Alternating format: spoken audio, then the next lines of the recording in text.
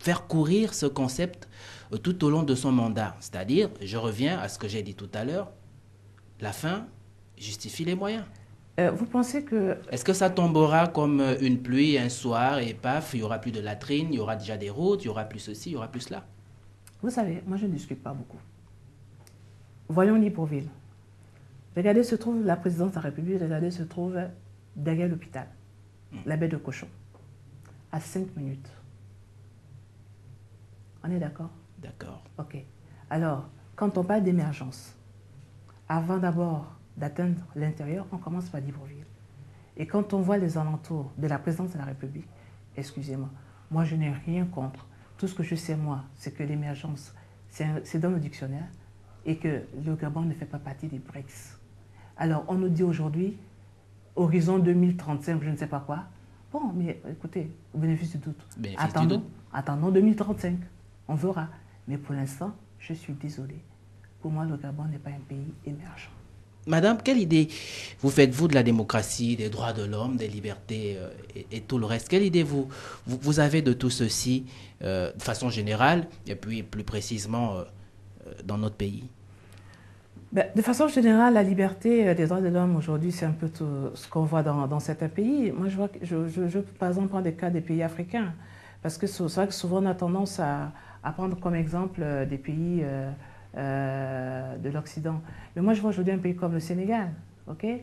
Je vais vous raconter quelque chose que j'ai vécu là-bas. En mai dernier, j'étais en visite au Sénégal. Lorsqu'il y a eu ce fameux mouvement du M23 par rapport justement à la modification de la Constitution.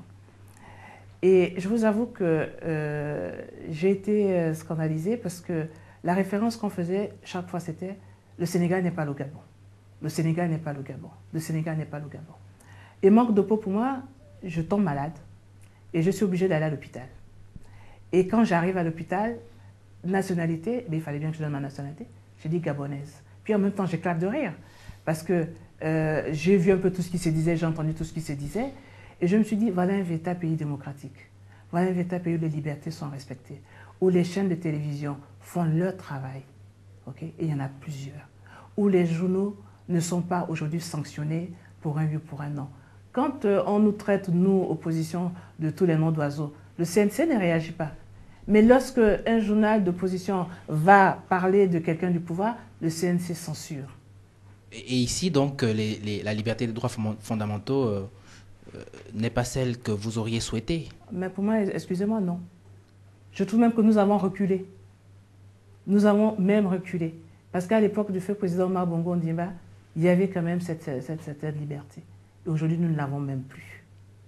Vous évoquez feu le président Omar Bongo Ondimba, grand havre de paix, si cher donc à ce monsieur, le Gabon.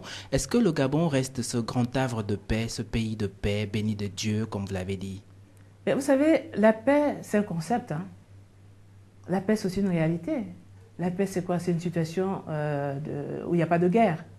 Mais la paix, elle est aussi morale. Lorsque vous avez votre enfant qui est malade et que vous n'avez pas de quoi soigner votre enfant, êtes-vous en paix? Non, pas du tout. Lorsque vous ne pouvez pas payer l'école de votre enfant, êtes-vous en paix? Lorsque vous vous levez le matin, vous êtes au chômage et que vous ne pouvez pas nourrir votre enfant, êtes-vous en paix? Moi, je pense que cette paix-là, nous ne l'avons pas. Beaucoup de Gabonais ne l'ont pas. Et c'est celle-là qui détruit. C'est celle-là qui fait mal parce qu'on se dit, voilà un pays qui a tout. Mais où nous ne sommes même pas capables de vivre cette paix-là. Voilà ma conception de la paix. Est-ce que vous pensez qu'elle reste quand même l'une des préoccupations, au centre des préoccupations des politiques gabonais? Je ne peux pas parler pour les autres, hein, mais je sais qu'à l'Union nationale, c'est notre préoccupation. À l'Union nationale, c'est notre préoccupation, effectivement. Vous pouvez me donner un exemple pour cela? Quel exemple voulez-vous que je vous donne? Pour montrer que c'est la préoccupation de l'Union nationale. Qu'est-ce que l'Union nationale fait pour cela? Pour qu'il y ait la paix? Pour qu'il y ait la paix, oui. Mais l'Union nationale se bat justement pour arriver à l'alternance et offrir aux Gabonais de meilleures conditions de vie. Tout simplement, pour leur permettre de vivre justement en paix, de se sentir mieux dans leur pays, d'avoir de l'éducation correcte pour leurs enfants, d'être soignés normalement, d'être logés normalement. l'Union nationale a un projet de société et se bat pour cela. Madame Chantal Miboto, épouse Gonjo, la dernière question que je vais vous poser constituera pour vous une sorte de conclusion, une sorte de mot de la fin pour ce premier numéro de Femmes Leaders. Quelle est votre ambition du Gabon pour les générations futures? Mais je voudrais d'abord, avant de conclure, parler d'un problème qui me tient particulièrement à cœur. Vous savez que Mounana est une ville au sud-est du Gabon qui a longtemps produit de l'uranium et donc qui est aujourd'hui une ville sinistrée. Et nous avons à l'époque fait en sorte de recevoir Madame Anne Lauvergeon, qui était la présidente du groupe Areva.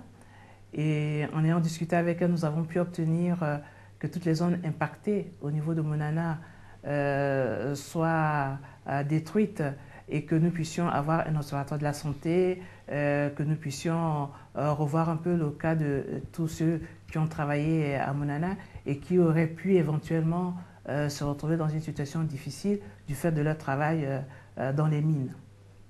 Nous avons bien commencé ce travail avec Madame Lauvergeon et puis le président Marbongo Ondimba est décédé et avec l'arrivée de la nouvelle équipe, les choses ont varié.